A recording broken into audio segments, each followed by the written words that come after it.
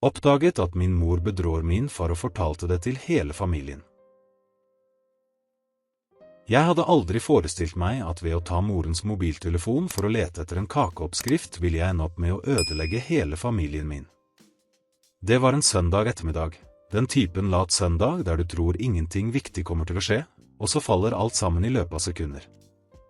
Jeg heter Isak, er 24 år gammel, og i dag skal jeg fortelle den mest smertefulle historien i mitt liv, den som forvandlet meg fra sønn til dommer, fra fortrolig til angiver, fra uskyldig til medskyldig i en familietragedie som aldri burde ha skjedd. Alt begynte så banalt at det nesten er ironisk. Min mor, Solveig, hadde lovet å lære meg å lage den sjokoladekaken med mandler som hun alltid laget til familiefester, den som bestemor Bergljot elsket og som hadde blitt en slags tradisjon. Hun var i hagen og passet blomstene. Mobiltelefonen hennes lå i kjøkkenet, og jeg tenkte det ville være raskt å bare åpne notatene hennes og kopiere oppskriften. Enkelt, uskyldig, uten baktanker. Men da jeg tok telefonen, dukket opp en varsling på skjermen. Det var en melding fra noen som het Henrik. Kan knapt vente med å se deg i morgen. Du gjør livet mitt komplett på en måte jeg ikke klarer å forklare. Jeg kjente magen snu seg. Hodet mitt prøvde å rasjonalisere, kanskje det bare var en venn, kanskje det bare var en uskyldig melding tatt ut av kontekst. Men det var noe med den tonen, den intimiteten som gjorde meg iskald. Jeg burde ha stoppet der. Burde ha lagt fra meg telefonen der den var og glemt hva jeg hadde sett. Men nysgjerrigheten, blandet med en forferdelig frykt, fikk meg til å dra fingeren over skjermen og åpne hele samtalen. Og da falt hele verden min sammen. Det var måneder med meldinger. Måneder med lidenskapelige erklæringer, planlegging av hemmelige møter, bilder som ingen gift mor burde sende til en annen mann enn sin ektemann. Jeg sto der i kjøkkenet med telefonen som skalv i hendene mine, mens jeg hørte moren min nynne der ute blant hortensida av henne.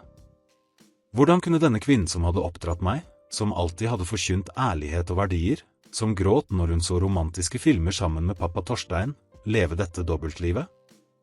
Hvordan klarte hun å se pappa i øynene hver kveld og late som alt var bra? Pappa har alltid vært en hengiven mann. Torstein jobbet hardt som skipsingeniør, tilbrakte lange timer borte, men hvert ledige sekund var dedisert til familien. Han elsket mamma med en hengivenhet som grenset til det poetiske. I helgene kom han fortsatt med blomster til henne, holdt fortsatt hånden hennes under turene langs fjorden, så fortsatt på henne som om det var første gang. Og hun bedrøy ham. Med Henrik. Et navn som nå var gravert i hodet mitt som synonymt med ødeleggelse. Jeg tok bilder av samtalene. Jeg vet ikke helt hvorfor jeg gjorde det i det øyeblikket. Det var et instinkt, et behov for å ha bevis på det jeg så, som om min egen hukommelse ikke var nok til å prosessere den absurde virkeligheten. Etterpå la jeg telefonen tilbake akkurat der den var og forlot kjøkkenet med skjelvende ben.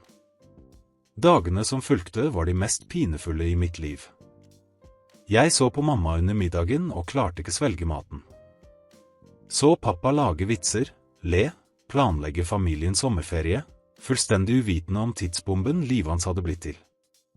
Og jeg var der, i midten, og bar på denne hemmeligheten som veide som bly i brystet mitt. Jeg prøvde å konfrontere mamma noen ganger. Øvde på ordene 1000 ganger i speilet, forestilte meg hvordan samtalen ville være, men hver gang jeg kom nær henne, døde ordene i halsen min. Hvordan forteller du din egen mor at du vet at hun er en løgner? Hvordan begynner du den samtalen uten å ødelegge alt? Men dråpen kom 2 uker senere. Det var 30-årsjubileet for foreldrenes ekteskap. Hele familien samlet seg i huset vårt. Onkel Ståle og tante Oddrun kom fra Bergen. Bestemor Bergljot insisterte på å være til stede til tross for sine 78 år og vanskeligheter med å gå. Lillesøsteren min Runa hadde kommet hjem fra studiene i Trondheim spesielt for feiringen. Det skulle være en perfekt dag. Pappa hadde forberedt en overraskelse. Han hadde laget en video som samlet 30 år med bilder og minner, med et følelsesladet lydspor, kjærlighetserklæringer ispedd mellom bildene. Vi så på sammen i stuen, og da den var ferdig, knelte pappa foran mamma, tok hånden hennes, og med tårer i øynene sa han, «Solveig, du er grunnen til at jeg våkner hver dag. Disse 30 årene var bare begynnelsen. Jeg vil ha 30 til, 60 til, en hel evighet ved din side. Forresten, hvor ser dere på dette nå? Skriv i kommentarene. Jeg vil vite om historier som denne også skjer i deres by, i deres land. Er utroskap universelt? Finnes det familier som blir revet i stykker av løgner over hele verden? Mamma gråt. Omfavnet pappa.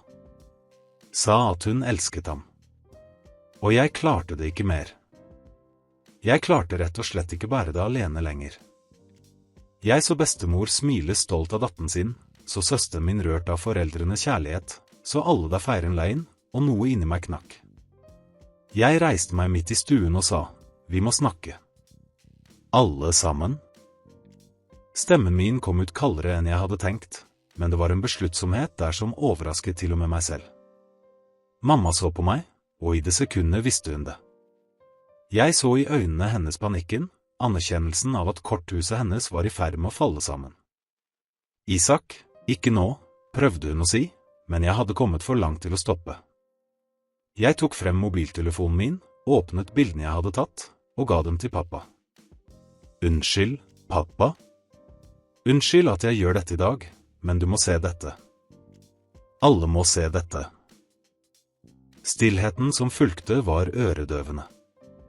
Pappa så på skjermen, ansiktsuttrykket hans endret seg fra forvirring til sjokk, fra sjokk til ren og ødeleggende smerte. Hendene hans begynte å skjelve. Han ga telefonen til bestemor, som justerte brillene og leste med vanskelighet. Ansiktsuttrykket hennes forvandlet seg fra lykke til redsel. Solveig, sa pappa til slutt, stemmen knekt. Hva er dette? Mamma var hvit. Hun så på alle ansiktene rundt, hvert av dem reflekterte svik, skuffelse, sinne. Jeg kan forklare, begynte hun, men bestemor avbrøt henne med en fasthet jeg aldri hadde sett hos henne. Forklare hva? Forklare hvordan du ødela ekteskapet ditt? Hvordan du løy for oss alle? Hvordan du fikk mannen din til å fremstå som en idiot mens han erklærte evig kjærlighet mens du var i armene til en annen mann? Stemmen til bestemor Bergljot var ladet med en ancestral smerte, som om generasjoner av ærlige kvinner i familien hennes ble sviktet i det øyeblikket. Tante Oddrun holdt hånden for munnen, onkel Ståle ristet bare på hodet i vantro.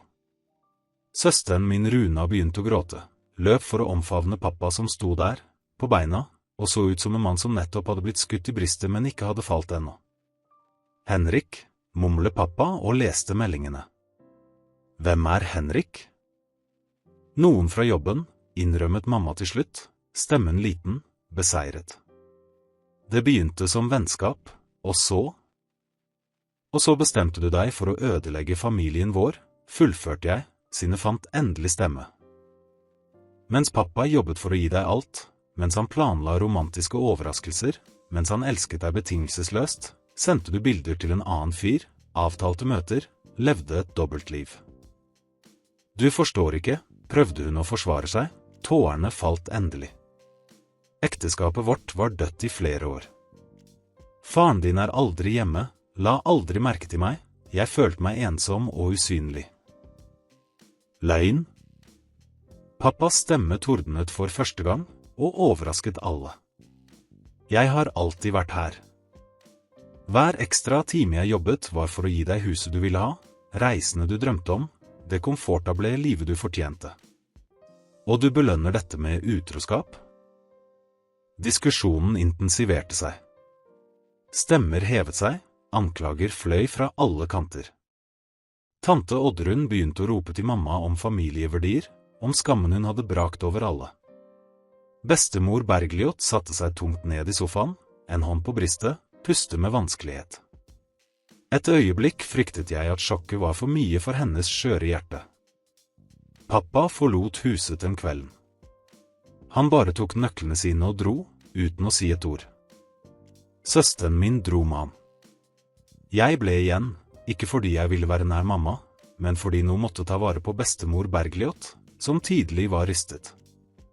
Dagene som fulgte var en tåke av skilsmisseadvokater, deling av eiendeler, og en tristhet som gjennomsyret hvert hjørne av det huset som en gang var et hjem.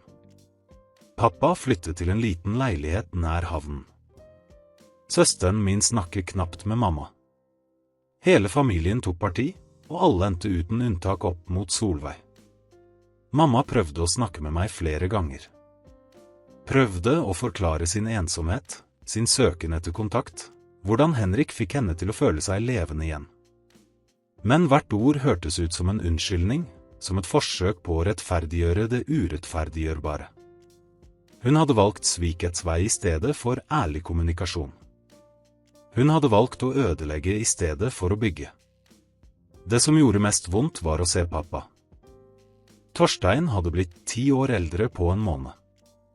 Øynene hans, tidligere strålende og fulle av liv, var nå en dyp tristhet som ingen ord kunne beskrive.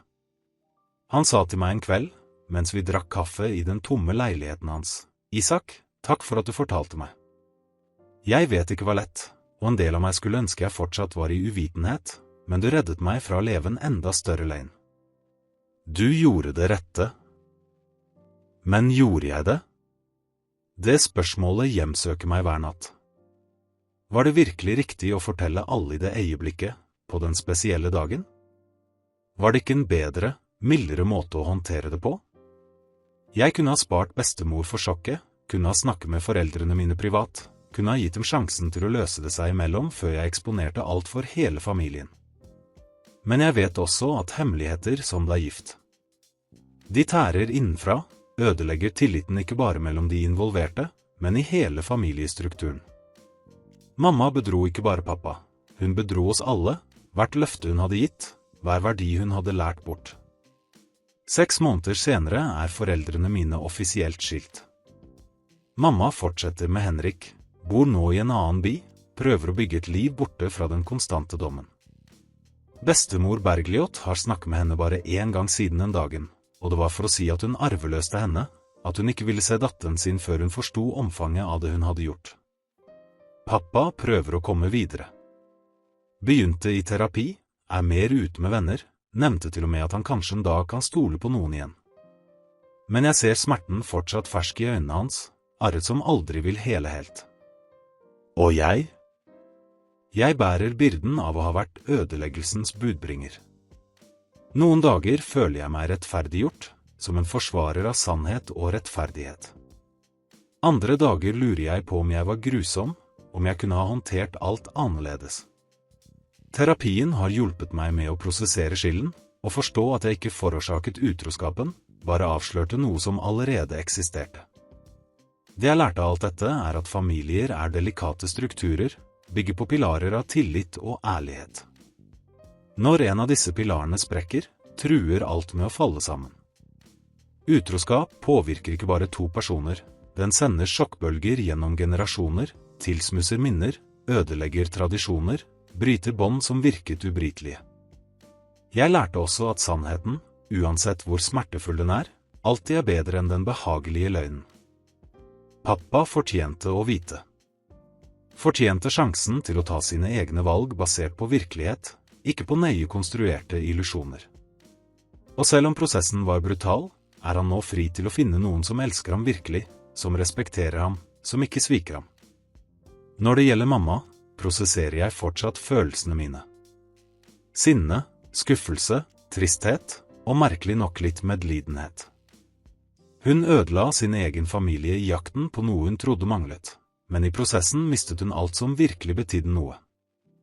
Forholdet med Henrik varte ikke lenge etter at skilsmissen var fullført. Skylden og den sosiale dommen var for mye til å opprettholde romanscenen som hadde blomstret i hemmelighetens skygger. Denne historien har ikke en lykkelig slutt.